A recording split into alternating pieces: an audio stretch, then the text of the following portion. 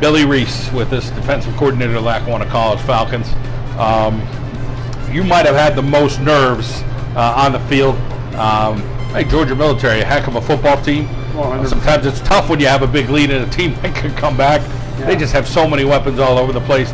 Nonetheless, when plays mattered, you guys made plays. I mean, you made them all afternoon long, but in the second half, when you needed a few, you got a few out of your team. Yeah. I actually wasn't nervous at all. I was confident in my guys, and my guys would perform. And I think I let Keyshawn Moore take over. He was on last week, and he pretty much called those last two drives. He called all the plays, and it ended up very well for us. A couple big hits at the end of the game, and you had a feel for a couple of those Georgia Military guys. And again, credit to them; they played a heck of a football game. But you guys had some real big sticks there at the end. We'll talk a little bit about some of those players. Yeah, I know Brandon Hickerson.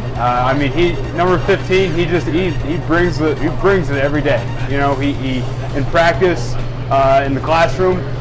He just brings it with him every day. Extremely hard worker.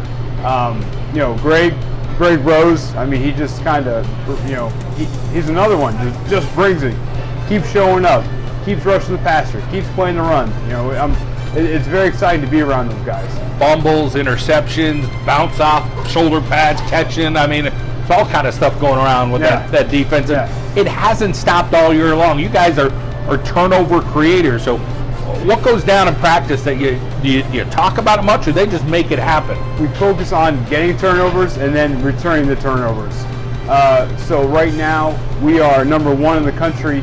I think 28 or something interceptions, and then we've actually housed another 8 of them. So as soon as we get the turnover, we're returning it right up the field. Like guys are shot out of the can on those pick sixes. That's for sure. Punt returns, all punt returns.